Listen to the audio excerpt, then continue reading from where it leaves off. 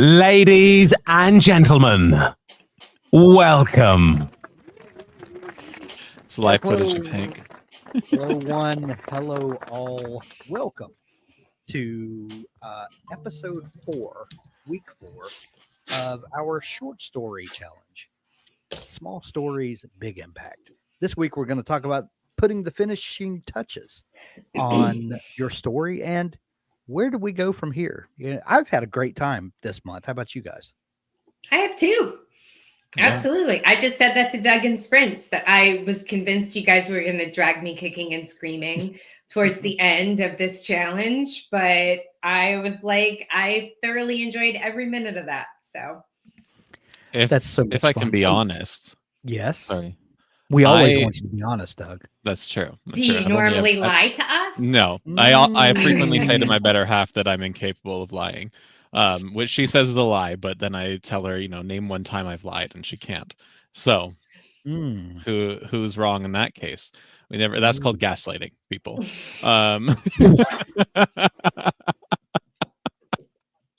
And she laughs, and I laugh. An and admission. Gaslighting is bad. Gaslighting is bad. Just to go ahead and put that to rest. As fiction writers, we don't necessarily like to be overt, but this calls for it. I'm sorry. Continue, Doug. Continue gaslighting us.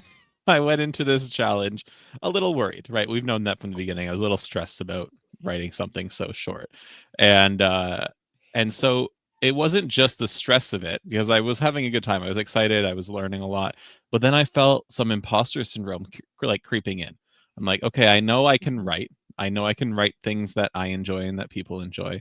But what right do I have to write a short story? I've never done that. I've never done a full publish-worthy short story in my life, right? And then I kind of, after I finished reading it, I have some line editing to do. I have some prose to buff up. I know that. But I was looking at my story yesterday. I'm like, this is a story that I would enjoy reading if I hadn't been the one who wrote it. And so that helped me kind of drive the sword into that imposter syndrome and be like, get out of here for now. So, and just because you've never done something before, I've never been out of the village before, doesn't mean that you shouldn't tackle it. Sure does. You leave that village. Especially if it's a village with the lottery. Oh, God. Right. And to just play off of what you were saying there, Doug, there was a time that you had never written a novel before. And that's true. And then one day you did, and then you're a novelist. And there was a day that you had never written anything that you before, and then you started writing, and then you were a writer. And the only way to defeat the imposter syndrome is to do the thing. That's the only way to defeat it, is to, if you feel like an imposter for writing, then sit down and write. If you feel like you could never write a novel, then sit down and write a novel. If you think you could never write a short story, sit down and write a short story. That's the only way to overcome it, is to just do the thing. And it hurts and it's scary, but we didn't become writers because we were scared. Well, maybe we did, but that's beside the point. Somebody clipped that. That was good, Hank. Yeah. That was inspirational. And Jane said we need a workshop on imposter syndrome, but I feel like we just got it. So I'll scratch that off my list. Do the thing. Do the thing. Do the thing. Jeez, So weirdly, do it. Yes. I just reached out. Spoiler, I just reached out today to a lady who talks about using brain science to tackle resistance. I wonder if there's something in there with imposter syndrome too. Like, what is your imposter syndrome? Does it stem from some sort of resistance? And then how do you get over resistance? But you got me over the resistance of wanting to do this. You got Doug over the resistance of wanting to do this. We were both a little hesitant, but that's great. Because I'm so encouraging, right? I just want people to do the thing. Yeah. You were like, do it. And I succumbed to the peer pressure. Yeah, I don't think we had a choice, actually. Okay. Okay, that aside, peer pressure aside, I'm really proud of you guys. Thank you. So, now that we are here at the fourth week, the final phase of our short story challenge, we all should have a short story written now. Now, it may not be in the final stage of where it will be, but we should have a fully formed story that and we're going to talk about kind of what you do in the final stages of it, how we polish it up, and how we get it out into the world, and then what do we do next. So I want to talk for a few minutes about the art of editing, and Doug, this is you are a freelance editor. This is your wheelhouse, so I want you to chime in and help out anywhere that you feel the spirit move you. But one thing that I was thinking about is the difference in revising and then having an editor, and kind of what those different roles are. And in my mind, I see this as revision is you perfecting what you're saying, versus line editing or using an editor really focuses on how you're saying it. Does that make sense at all? Like the revision is polishing your story to fully say what you're wanting to say, for the story to take the shape that you want it to take. And then an editor comes in and helps you to refine what you're saying, make sure that you're getting your point across, so that you are presenting the story in its best form, so that one, it is coherent, and that, but really to make sure that your vision is really shining through. And we touched on this a little bit. I think it was it yesterday during writing sprints, when we were talking about your workshop that you were about to do, Doug, if I remember right. And I said that a lot of people fear, before working with an editor, they fear that the editor is going to change their vision of the story, that this is a thing that I've invested so much of my life in, and then I'm going to bring an editor into the process, and it's no longer going to be me. It's going to be me and Doug.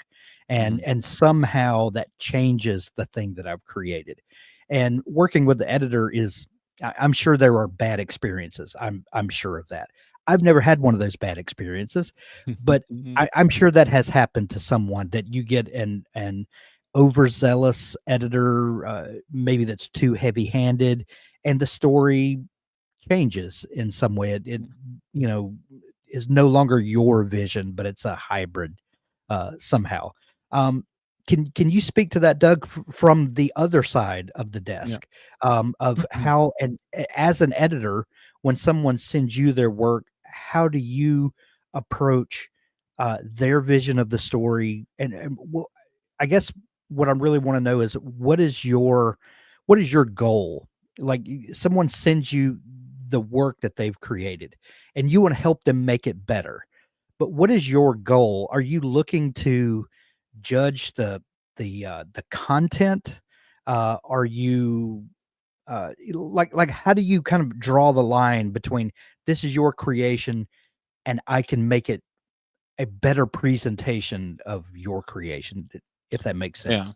Yeah, it does. And so it depends on what kind of editing I've been contracted to do, first of all. Okay. And I'm going to be honest, I go back and forth between what my favorite kind of editing to do is. Copy editing, I love doing because I love fixing mistakes. And copy editing, for those not in the know, that's you fixing your spelling, grammar, punctuation, syntax, that kind of stuff. It's fixing the mistakes. And I love that one because it's very cut and dry. And a lot of the changes that I make, the author doesn't need to think about, because it's like, okay, a comma doesn't belong here, or a comma does belong here, and you just didn't have it, or you did have it, right? So sometimes that's my favorite because it's so simple. Other times my favorite would be like line editing, which, as you say here, is how you're saying it. And it's it's going to sound familiar for people who were in my premium workshop yesterday, where we talked about this very thing. But yesterday I said the difference between line editing and our third one, developmental editing, is that line editing is, you think, what's the best way to say this? And developmental editing, you think, is this the right thing to be saying here in the right way for this story? And so those are two different ways that you can approach editing, and those are two different editing styles. And so depending on what I've been asked to do, I'll approach it in a different way. But to your point about an editor kind of taking control or inserting themselves too much or being overzealous, that kind of editor doesn't last long. I don't think. I can't tell you exactly how to do it because it's something that comes through practice, but a good editor is going to recognize an author's voice and work to enhance it. I, as an author, have my own voice, and sometimes I'll make a suggestion in like a Word document or something, and I'll sit there and I'll stare at that suggestion and I'll be like, no, actually, I'm going to remove that because that's Doug. That's my voice, and that doesn't belong in here, right? And so sometimes that happens. We're human and we have our own tendencies. We like things we like, we dislike things that we dislike, but from an editor's perspective, I have to be objective and recognize, no, that's not best for this story. That's best for my story. So how can I enhance this story specifically? And another thing from yesterday's workshop is when I was talking about the ways that you can find editors, the number one way that I think people should find an editor to work with is through referrals, because it's through referrals that you can get to know how the editing went, get to know how the client felt working with this editor, and then you can hear straight from the horse's mouth, if you will, that, hey, this editor overstepped and just ruined my work. I would never work with them. Okay, you're not going to go with that editor. It's a lot harder to figure that out if you're looking on like Fiverr, for example, where there's just reviews. And some reviews might say that, but it depends if people post that review or not, right? Or if you're just looking on social media where someone is really good at making graphics on Instagram to promote their editing, you don't get to see what the other side of that is. So I say number one stop for finding an editor is talking to other authors to see what their experience is like. But a good editor shouldn't do that. And like I said, they won't last long as an editor if they're constantly overriding their client's voice. I have a couple of friends who are editors and they are not writers. They one in particular, I think they both kind of feel this way, but one in particular I've had conversations with where she says, I can't write. I don't have that gene or whatever. I can help you make your story the best it can be, but I just don't, I'm not a storyteller like that. And I've always found that fascinating that you could see the holes in someone else's story, but not feel like you could do it yourself. And you are what I really envision an editor to be like, someone who understands how stories are made, but can separate yourself from someone else's work. Is that an odd thing to you that an editor would not consider themselves a writer as well? I don't think so. I think it's not uncommon to have editors who are writers, and vice versa, I guess. Yeah. Because they are so similar, right? There's so much overlap there. But I also think that there are story coaches out there who have never written a book, right? But they understand the craft so well because instead of dedicating their time to writing a novel, they've dedicated their time to learning how story structure works. And some people might not be comfortable if that's the case. Like they might say, okay, you haven't written an entire book yourself. I don't know if I want to work with you as a story coach. To each their own. But you look at, like, I've had professors, I've had teachers who have taught me things because they so thoroughly understand the theory behind it, that they kind of make up for that gap in practical application, if you will. But I've also said many times on stream here that I would be happy if my job was just to help authors build their worlds for their fictional book, right? And so that is kind of in the same vein. I can see people who have the capacity to write a novel, but they love editing so much and they are so strong in it that they just choose to do that instead of writing as well. That's what a lot of the book coaches I know many of them have said. They're writers, or they start off as writers and they realize they love the other side of it more. Yeah. So, yeah. It's also, to be a little cynical, if I may, it's a lot easier to make money as an editor or a coach than it is to make money as an author. And so if you're looking to have a living working with words, it's much easier to do one of those things than it is to just write books. Yeah. And I feel like that should be a maybe a fireside chat sometime where we talk about the logistics of making a living as a working writer, because there's a lot of moving parts there. And as three people here who are all writers and all have day jobs, I think we're uniquely qualified to talk about the daily living of a working writer. I think that's something we could speak to. Anyway, all that aside, thank you for that insight, Doug. When working with your editor, and even after you get your edits back, and you are, because you are ultimately responsible for putting the final polishes on your story. The editor will give you their best suggestions and their best input, and then you still need to do one final pass after all of that. Editors are human, and there will be things that are overlooked.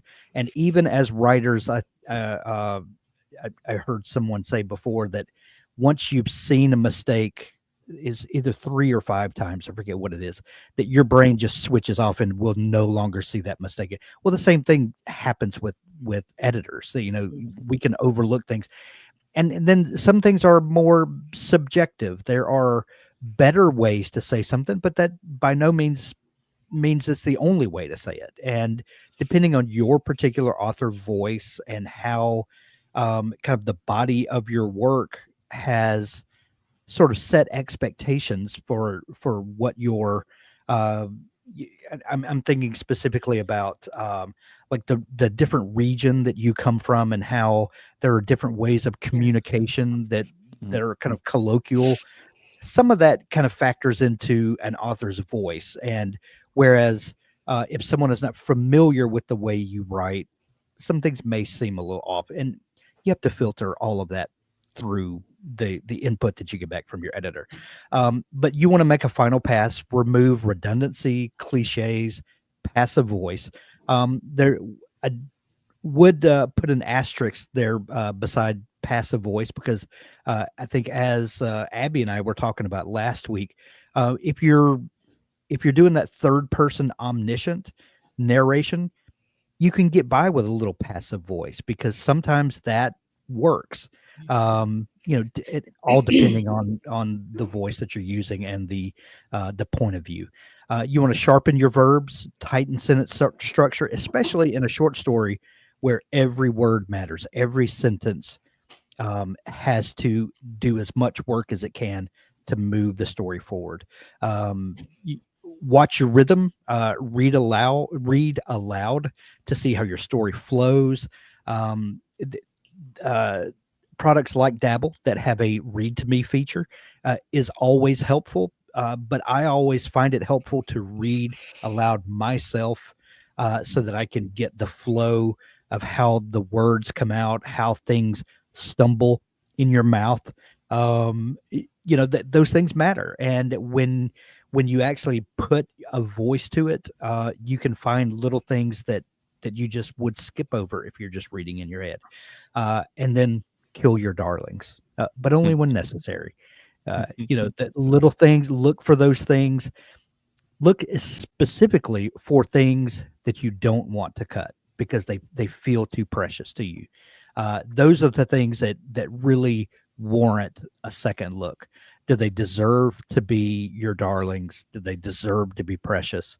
Or do you just have an emotional attachment for some other reason than what serves the story?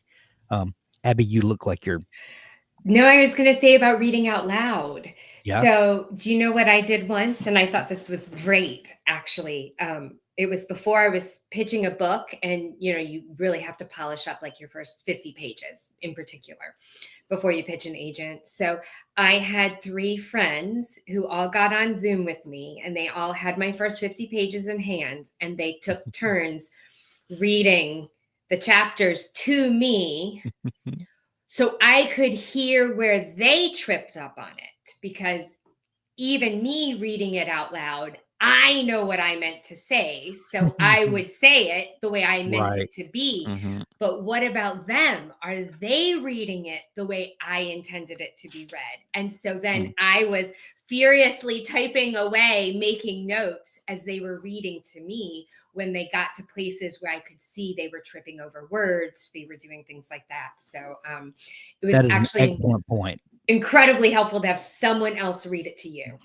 That is That an is- excellent point. It's really cool. However, hinges on you having friends, which for me is a no. I'm kidding. I'm kidding. Okay, maybe this is a callback to that gaslighting. Maybe cause and effect, Doug. Cause and effect. I do want to mention before we move on from this Yeah. slide, circling back to that passive voice, because I Yeah. agree that it plays a role. It does have a spot in writing, and when small we spot. share, yes, when we share an excerpt from our stories today, I mentioned to you too earlier that mine has a lot of passive voice in it, but it's intentional. And to that's the point I want to make, is that Yeah. when it comes to passive writing or other things that people say are bad, like telling instead of showing, Mhm. you need to understand what that is and why we generally try and remove it before you can say, yeah, I want to include that here for this reason. Right. So when people see something like remove passive voice, that is a good golden rule. And if you're saying, I'm not going to remove this passive voice, I want you to make sure that you understand why we tend to remove passive voice before you stubbornly say it belongs in here. And Right. that's just my editing lecture for the people here. Absolutely. And that goes back to kill your darlings. That you have to be willing to justify everything that's in your story, especially short stories. Anything that you're doing, you have to be able to justify it. Are you doing this because it serves the story, or it serves some emotional thing in you? And if it does serve this emotional thing in you, is it going to serve the same emotional? Is going to have the same emotional impact in a reader, because that's ultimately who's going to matter. Yeah, we all write things for ourselves. We put little things in there that satisfies us. You have to be able to do that. But ultimately, if it's going to be more than just a little novelty, a wink and a nod to yourself, then you have to be able to justify it. And if you're going to break a rule, and we say that, showing versus telling is kind of a rule, and if you're going to break that rule, if you're going to push those boundaries, you have to be able to justify it. And you have to understand the rules to know when something is a broken rule, and to know when you need to justify something. Yeah. So let's see what we got next. Satisfying endings, because this is something we've talked about from the very beginning, and we learned that in writing short stories, we have to think of the ending from the beginning, because everything is a setup for that ending. So good endings feel earned. The emotional payoff is built throughout. We talked about the avoiding Deus ex machina, the God in the machine that just is the solution to the problem that it just drops out of the sky. No one likes that. That's never a good result. We have to have laid the groundwork for this ending from the beginning. And hopefully we did that in a way that we weren't telegraphing to the reader, hey, this is a build up for the ending. Subtlety, craftiness, so that at the end the reader says, oh, I totally should have seen that coming, but I didn't. And that's a satisfying experience when they're taken off guard but felt like they should have known. That's what everybody looks for. Your ending should feel resolved, even if not every question is answered. We should have the emotional feeling of resolution, even if it's left up to the reader to decide exactly what happens. We should allude to what's happening. And it should feel resonant.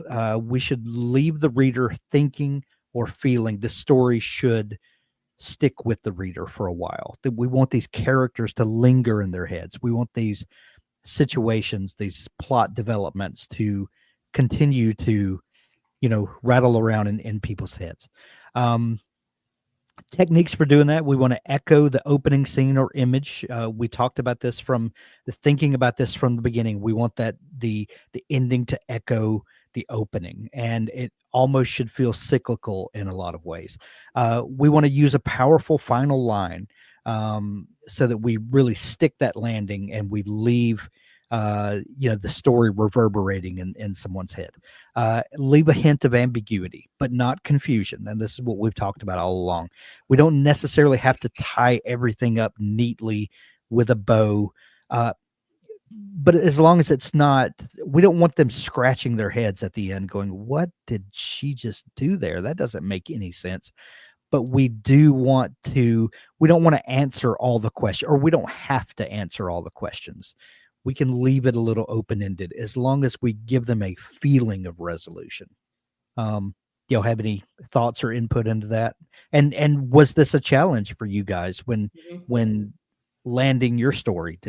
Was this ever something that you wrestled with? Go ahead, Doug. No, I'm waiting for you. Ahead. Okay, fine. At the risk of sounding, full of myself. No, it wasn't a challenge, but only because I went into this specifically knowing how I wanted to end it, like knowing word for word how I wanted to end it, and save for a few words in that word for word, it didn't change a lot. And so I was really writing to that, and it was filling in the blanks in between the opening line and how that ended. And as you're reading off these checkboxes, because for everyone here, Hank doesn't share this stuff with us most of the time beforehand. We go in just as blind as all of you. Yeah. So you're like, earned, okay, yeah, I'm feeling good. Resolved, yes, but not every question's answered. I'm there. It would leave the reader thinking or feeling. That's the entire intention of my story, is to have that kind of ambiguity and make them think about what's going to happen next. And then echoing the opening scene or image was the thing that I went into this challenge specifically doing. So I'm feeling good after this. Doug nailed it. Yeah. Well, we'll see. Well, on the opposite end of the spectrum, I'm like, I don't know if I did it right. I gave it my best shot, people. We'll see. See, and I still have a question as to, did I resolve it enough? Like and my ending, chapter 5 in my short story, totally changes points of view, and it's in the janitor. And so here's what I'm thinking, though. The story alone, I think, stands on its own for sure. It might feel strange that for the final ending, I shift into somebody else's point of view. But I think if you were to put that story with 3 or 4 more other stories that also take place at the same middle school that have then collectively it makes a lot of sense. And I'm kind of hanging on to that right there. Yeah. So I think really, I don't mind that my last bit changes points of view and shows that the magic still exists in the school, which I think is the point. But the friendship piece is the part that I'm not sure if it's resolved enough or not. I feel that it is. I don't think we need to see the 2 kids walk off into the sunset, either holding hands or, breaking up and saying, you're not my friend anymore. I think it's okay to just come to terms with the fact that we've outgrown a friendship. That was my intent, but I don't know if it reads that way. And so I have passed my short story out to a handful of middle school kids to ask, how do you feel about this? Because the one thing I don't want to do is come off sounding like an adult trying to teach them a lesson. Right. And so I'm just going to say this. I think it all the time, and I never say it out loud, and I'm going to be bold, and I'm just going to stake my claim. I think what I do is so much harder than what you guys do, because 100%. you're writing for adults. So you don't Yeah. have to worry about that thing like I'm going to come off as being this like bossy adult trying to lay down a heavy-handed lesson. And Yeah. I feel like not only do I have to sound like a kid, but I also have to use their words too. And I have to write to the appropriate reading level. And I have to think about like my words. I have to use words that are kind of hard, but not too hard. And if they're kind of hard, I have to like make sure that context clues are in there. Like there are all these really subtle things that I feel like I spin my wheels sometimes thinking about that you guys are like, oh, I've never had to worry about that. Like, pish posh, you know. I think Well- not to be antagonistic. Go but ahead, Doug. You've just defined genre expectations, which I think you're not wrong though. Like, or I don't think you're wrong but I think you could also apply that same logic to a romance writer talking to me, right? If I don't have to think about romance beats or tropes or verbiage. But I that have to romance think about authors that on top of all of the kid tropes too. So I feel like I have to think about two tropes at once because I have to hit all the fantasy tropes when I'm writing fantasy sci-fi, right?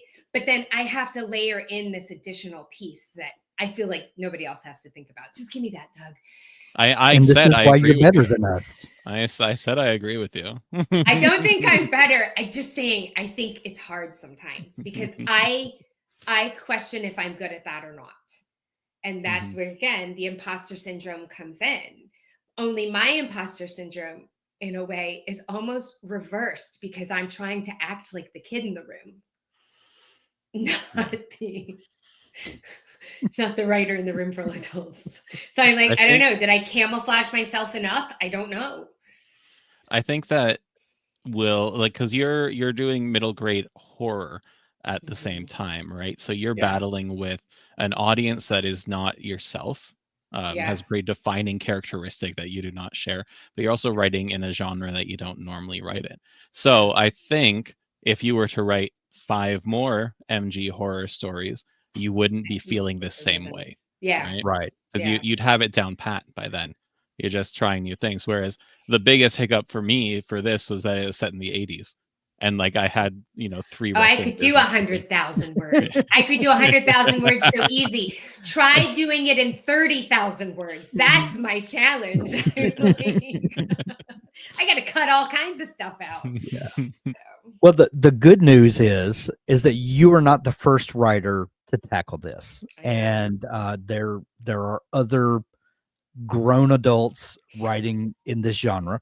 And masquerading as children. Masquerading as children. So it has been done, and it has been done well, and it has resonated with the proper reading level.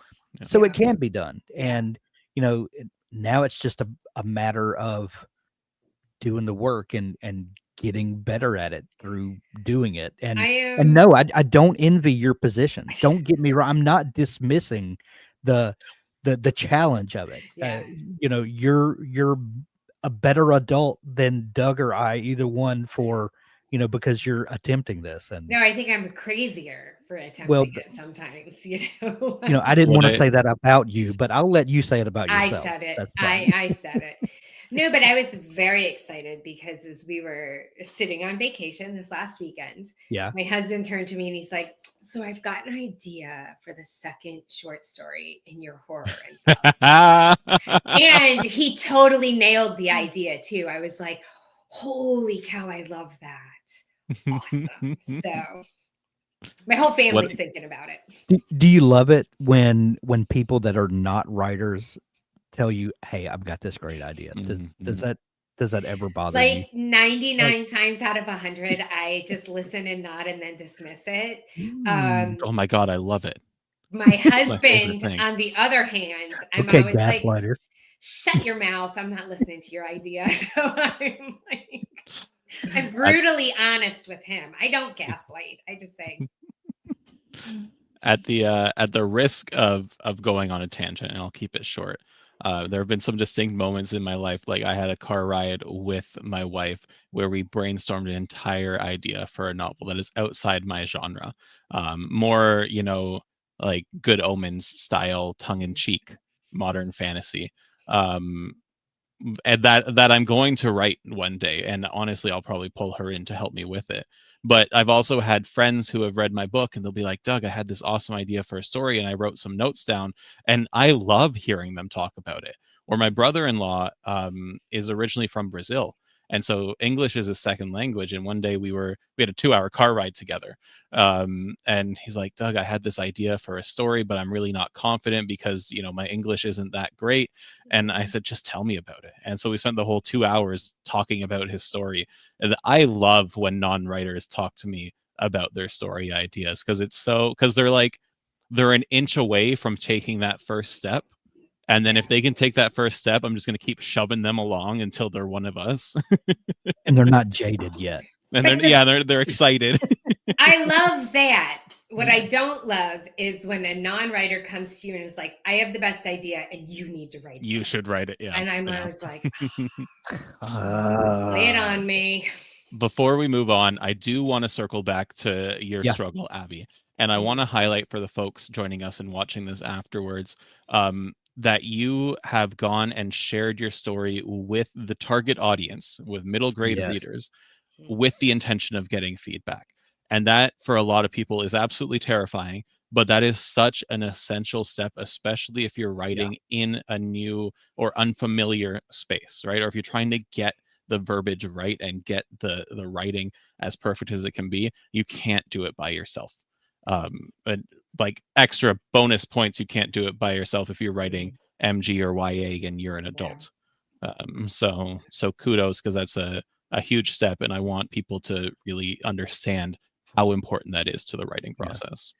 And another side of that is, because we're writing stories set in the 80s, speculative fiction set in the 80s, I am sending my story out to some younger readers who were not yet born in the 80s. My kids were born in the late 90s and early 2000s. And, so I'm getting them to read it, and then some other readers, just to see if they can connect with the story, because one danger is that we play to the tropes, we play to the nostalgia, but are we doing it in a way that people not familiar with that can still enjoy the story? Can we explain these things in a way that the feeling of the story resonates with them, even if they don't get necessarily all of the particular callbacks? Can we write it in a way that those things are icing for the people that it matters for, but can become world building for people that are not familiar with it? And that's a fine line sometimes to walk, is, how do we, it's kind of like, thanks, B. It's kind of like, when Marvel and folks started making comic book movies, and it became a whole industry. You get people that quibble about, well, this is just fan service, and then true fans, people that had read comic books for decades, were like, yes, this is what I've been waiting for someone to do all this time, is to actually serve the fans. So, it's an insult to one group of people, and, literal fan service to another group of people. And how do you please both? You have to find a way to walk that fine line. It's okay. It's a difficult thing, but it needs to be done. Here's what I say about that, though. Okay, because I had this whole conversation once, and actually the conversation that we had very specifically was super MG conversation about the age of the main character, right?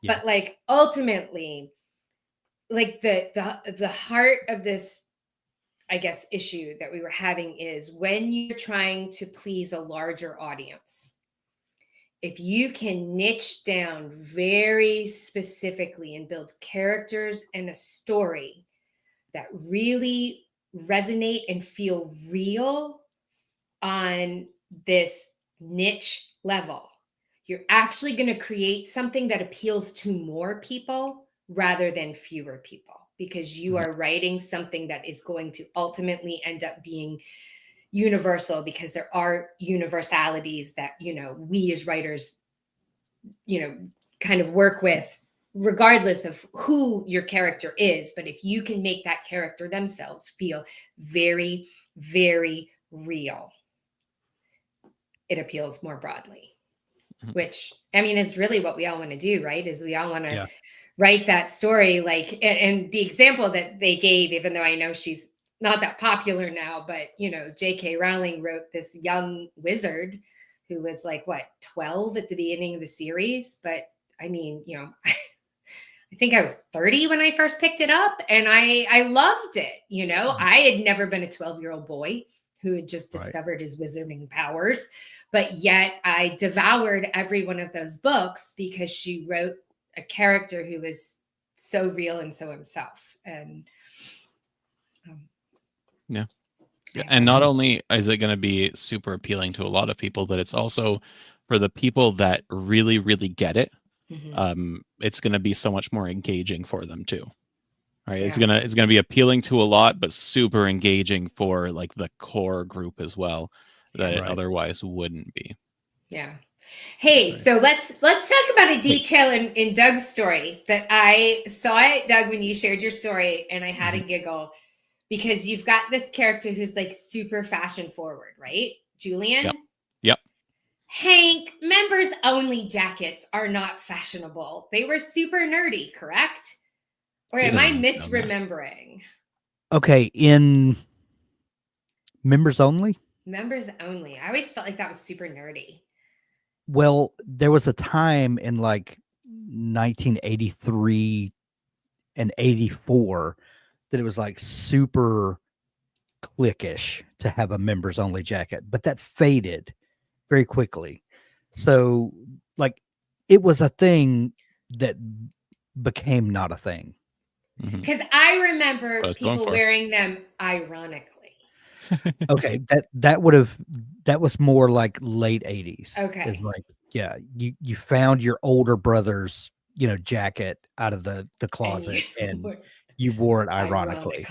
But like 83 or so, All right, so it depends on when in the 80s Doug's story is set. Yes. As to whether or not he nailed it with members only. Yeah, because wouldn't you like to know? Oh, but I say that tongue in cheek because in my head, it's set in the early 80s. And Hank, you said 83, which is actually when I was thinking about it. So it tracks. But the mall plays with time a little bit. And so if you are thinking about little details like this, because I put some thought into this, Abby. Julian, the very one wearing a members only jacket, very proud of his members only jacket, poses in front of a Top Gun movie poster, which doesn't release until 86. I think. So it's ambiguous intentionally, but was supposed to be set in the early 80s, but then was a little late 80s. And I wanted to maybe play with it a little bit more, but the farther you read into it, the more the loonier the mall gets, the zanier it gets. So you know what else does that? I don't know if you guys have ever seen the show The Goldbergs, which is set in, they always say 1980 something is how they started. But if you watch that show, they mix all these 80s references up through the course of the series. So you never quite know because it just hits the vibe, but they kind of mash it all in together. So you're 19. Yeah, that's a great way to do it too. If you just kind of hand wave it in the very beginning and then you just kind of, play with whatever you need to tell the story. Yeah, whatever you need to. Yeah. So you guys want to read some excerpts before we wrap this up? Sure. I'll do mine. I'll start with mine. I think you guys have pieces of your endings that you would like to read. Mine is a turning point that I thought that I would share. And at this point, Kevin is the out of place teenager who works in the arcade that discovers that an arcade game is actually a portal to another world. And he is invited by a wizard that comes out of the arcade game to come visit his world because there's a thing that has happened and he needs help with it. So Kevin goes into the game, and then he comes to realize that there's more going on than he expected. So I'm just going to read this excerpt. The sigil requires a conduit, someone to channel its power and direct it against the corruption. Ulrich met Kevin's gaze, a being who exists in both worlds simultaneously. You mean me? Yes, only you can activate the sigil properly. Okay, so I activate it. What's the problem? Ulrich hesitated. The process will forge a permanent connection between you and this realm. You will become bound to it. Kevin frowned. What does that mean exactly? It means you cannot return to your world permanently. You might visit briefly, but you would always be drawn back here. Ulrich's voice was heavy with regret. I should have told you sooner, but I feared you would refuse to help. Kevin stood and walked to the edge of their campsite, looking toward the corrupted castle. Emotions warred within him, anger at the deception, fear of the choice before him, and underneath it all, a strange sense of relief. You're saying I have to choose, he said finally, this world or my own. Yes, Ulrich joined him. I'm sorry, Kevin, if there was any other way. Kevin thought of his life back in 1987, his parents, school, the arcade, the future that awaited him there, a normal life, safe, predictable. His feelings betrayed him. Then he looked at the world around him, a realm of magic and wonder, of clear moral choices and heroic purpose, a world where he wasn't an outcast, but a champion. What if I refuse, he asked. What if I activate the sigil, but then use the potion to go home for good? The corruption would eventually return, Ulrich said. Without a conduit to maintain the sigil's power, its effect would be temporary, months, perhaps a year at most. Kevin nodded slowly. And the arcade is closing anyway. The game cabinet will probably be sold or put in storage. Our connection would be lost regardless. Most likely, Ulrich agreed. They stood in silence for a long moment. Finally, Kevin turned to the wizard. I need time to think. Alone. Of course. Ulrich squeezed his shoulder. Whatever you decide, know that you've already shown more courage than most men ever possess. As the wizard returned to the campfire, Kevin climbed a small hill overlooking their position. He sat cross-legged, watching the stars emerge one by one. He thought of everything he would be giving up: high school graduation, college, his first apartment, falling in love, having a family, a lifetime of normal human experiences. But was that really what he wanted? Had he ever felt truly at home in that world? He reached into his backpack and pulled out his dog-eared copy of The Once and Future King. Opening to a random page, he read, "The best thing for being sad," replied Merlin, beginning to puff and blow, "is to learn something. That's the only thing that never fails. You may grow old and trembling in your anatomies, but you may lie awake at night listening to the disorder of your veins. You may miss your only love. You may see the world about you devastated by evil lunatics, or know your honor trampled in the sewers of baser minds. There's only one thing for it then: to learn." Kevin smiled. Even in his own world, he had always been drawn to these stories, tales of honor and magic, of right versus wrong. Perhaps this is where he belonged after all. By the time he returned to camp, his decision was made. Nice. So that's kind of a turning point at the kind of the end of the second act, as they're going into their that the decision has been made. There's he finds out that he's been tricked in a way, but it's not a bad trick. So then he has to put his boots on and go to work. Would you have stayed or would you have gone if you were Kevin's age, Hank? That's my question. Well, if I was Kevin's age, if I was 16, 17 years old, I probably would have jumped in with both feet, because, you don't have a fully formed brain at that point. But now you have grandkids, so you really can't go. But back then, back then, probably so. Yeah. Of course. Yeah. All right. Well, I'll go next. So, I'm gonna read from the very end of mine. So a little bit of spoilies, but I'm Okay. sure I'm probably gonna post this in the cafe at some point, and y'all forget by the time you get to it. So it's good. The premise of mine is that there are three teens in a mall. They've stayed in the mall till after closing, and now it's theirs. They're running around having fun, but then things start going poorly for them. Things start not making sense, and the mall is like preying on their greatest flaws. And there's a lot of mannequins in the mall too. And in fact, every time our main character Alex turns around, it seems like there's more mannequins, and to the point where she's like running through crowds of them sometimes. Do y'all remember that movie Mannequin where I loved it. yeah, Yes. Never heard of every it. time you've talked about your story, Doug, that's all I could think about. And anyway, I'm sorry. You have to That's look from it the up. 80s too. I is. can go watch it. Yeah.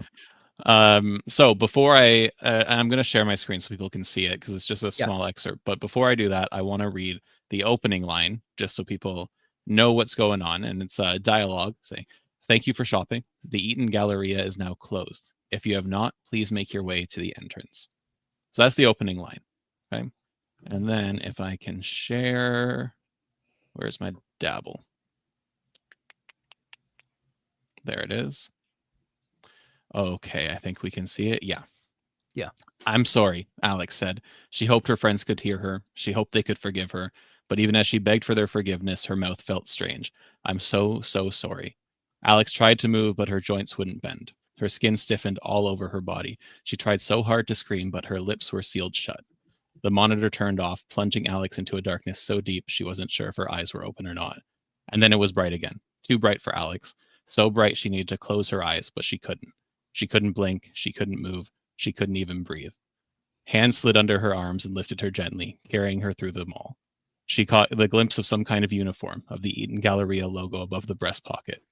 Her reflection blurred as she was carried past windowed storefront after storefront, but it wasn't her reflection. She was placed in one of those displays, facing outward toward the mall so she could see the empty food court. People were just starting to arrive at the eateries to open them for the day. Something was placed over her face, a shirt put on her by someone behind her. A price tag dangled from her wrist. She heard the gates of the front of the mall unlock with the same loud clunk they made when the mall was locked up for the night. The morning crowd entered, a wave of bodies hungry for sales. A mother and her kid stopped in front of Alex's window, and the kid pointed at her. "Look, Mom, that one looks so real." She wanted to scream. She wanted to tell them to run. The speakers in the mall crackled. "Welcome, valued customers. We hope you enjoy your visit to the Eaton Galleria." Boom. Love it. Nice. Thank you. So yeah, great. It's intentional callback to the beginning, and you learn a few more things right before that, but I didn't want to be too much of a spoiler. So It's fantastic. All right. Am I up? You're up, Abby. Okay. I'm also going to share my screen only because there's like a slight illustration with mine that I wanted to show. I mean, I say illustration, but it's not like I didn't like hand draw it or anything. All right. Man, I wish I'd have shared mine now. All right. I'll just share it when I get to the point that everybody needs to see it. Oh, wait. It shared it now. But I want it to okay, here we go. All right, here's mine. I'm going to read the end. I'm going to read the janitor piece. Okay. So, like, just to catch everybody up, what happens in the story is there's a young girl who leaves her binder on the bus. And so she stops by Lost and Found to see if the bus driver turned it in. And she doesn't find it, but she does find a trapper keeper. And so I was about to say not just a binder. A trapper keeper. A trapper keeper. The most bad A of all binders, right? Right. So right. She finds it, she takes it to class with her, and she starts to doodle in it. And so she's doodling this little character, and she doesn't get it right. And so it ends up, she tries to erase the part that she made a mistake on, and it tears a hole in the paper because her eraser's just a nub. And so the metal ring kind of rips the paper up. But when she closes the trapper keeper, the creature comes to life. And he ends up, because he's like her witch's familiar, he gobbles up a couple of the kids that she doesn't like in the school, including her former best friend. And there's a new student who is very invested in this trapper keeper and wants it back. But as it turns out, it's a witch who wants her, says if you gobble up essentially one more soul, you become a witch. You're part of our coven. You're one of us. You'll rule the school and you'll have all these evil powers, right? Which she decides she doesn't actually want. And she wants to instead release her friends. So there's some forgiveness magic that happens. So anger traps and it's binding, but forgiveness releases. And that's what happens at the end. So there's this kind of big battle on the blacktop out behind the cafeteria. Like, you know, you always have those double doors that lead out to like the dumpster behind the cafeteria. So that's where this big final battle takes place and all the trash from the dumpster gets swirled around. And, you know, she traps the evil witch in the binder and the story's over. So this is I'll spoil everything because I don't care. Anyway, chapter 5. So this is how I end it. The janitor wheeled his big black trash can out the back doors to the dumpster. What on earth? He took a deep breath in before exhaling it through gritted teeth. The parking lot was covered in trash. It has to be the raccoons, but I swear I closed the dumpster lid. This is a worse mess than after 8th grade lunch. This job sucks, he said, kicking the side of the dumpster with a metallic thud. First, the principal tells me I need to start keeping track of all my maintenance receipts. She didn't hire me to be a bookkeeper. He grumbled his complaints as he lifted the big trash can and turned it upside down to empty it. And now this, he said, looking around at the trash that littered the pavement. Something red caught his eye amongst the rubbish. He picked up a trapper keeper. Hey, this is one of them fancy binders the kids are always going on about. Somebody's probably looking for this, but finders keepers, he said, mocking what he'd heard the school kids say. Ignoring the trash on the ground, the janitor put the binder under one arm. He'd clean it all up after he took a break. The trash can wheels rumbled on the blacktop as he made his way back into the school. Inside the janitor's closet, he took a receipt out of his pocket. He fumbled around on one of the shelves until he found a stapler and a pen. He sat down on a folding chair he'd carried in from the auditorium. Using the trapper keeper as a writing surface, he started filling out the purchase order the principal had given him. Now, at this point, I have not said the name of the school. And so I have the receipt for Salem Middle School, October 20th, 1984, for a new mop. Also, I spent way too much time researching how much a commercial mop would have cost in 1984, but I think I have it pretty close to correct. And his name is Roy Howard. So he stapled the receipt onto the purchase order and slid it inside the trapper keeper. He threw it all back on the shelf before grabbing his broom and turning out the light as he headed back outside to clean up the mess he'd just found. He was already outside and didn't hear the clamoring in the dark closet as a shiny new mop hit the tile floor. And that's it. Nice. So I love that. That is I got a fantastic. chuckle out of you. So that's usually what I look for. It's like, can I get a good chuckle out of somebody for every Well, I think chapter? you nailed the voice too, or the tone. So Absolutely. I Absolutely. don't care what the middle grade kids say. Yeah. That's why I have to have somebody else read it to me too, though, Yeah. because like I said, I mean, that's why I love to listen to audiobooks that are actually read by the author, is because I feel like you get that extra insight into what Right. was happening in their brain as they wrote it. But does that translate onto the page so that someone else reads it similar, you know? But Fantastic. Well, you guys both did excellent jobs on that. I'm both of your stories have excellent voice. Even though I was only getting a snippet at the end, I was invested. I was there. I want to experience the whole story. So you guys both did an excellent job of taking me there, and I can't wait to see how it's going to turn out. So good job, both of you. Now we're literally at the 1 hour mark. So let's just let's cover some. What do we do now? Now that we've been through, we have a story that we're still doing some minor polish to. But we pretty much have a finished story now. So what do we do now? I would say continue the momentum that you've built this month, and Mhm. set a word count goal or a story per month goal challenge for yourself. If we began this challenge looking at Ray Bradbury's kind of tongue-in-cheek advice for people to write a short story every week, because surely you can't write 50 bad short stories in a year. We know that he was being tongue-in-cheek, but there was a truth to what he was saying. The more you do something, the better you get at it. So if you built some momentum this month, continue that momentum. Give yourself a reason to show up and continue to do the work, continue to get better. Join or start a critique group. If we only knew of an online forum where people could join, and Abby, where would that be? Where could people join to share their work and to continue to be motivated? I mean, I believe if you were to Google Storycraft Cafe, you think that- might could stumble upon a place of which you speak. Okay, so I think so. I think yeah. so. I would argue that you don't even have to Google it. You just have to click the link that's about to pop up in the chat. Right. You should submit stories to literary journals, contests, or anthologies. We talked about Ray Bradbury, and he said write a new story on Monday, revise it Tuesday, Wednesday, Thursday, Friday, and on Saturday stick it in the mail. Send it to a literary journal or something. That the mechanics of that have kind of changed, in the internet world that we live in now.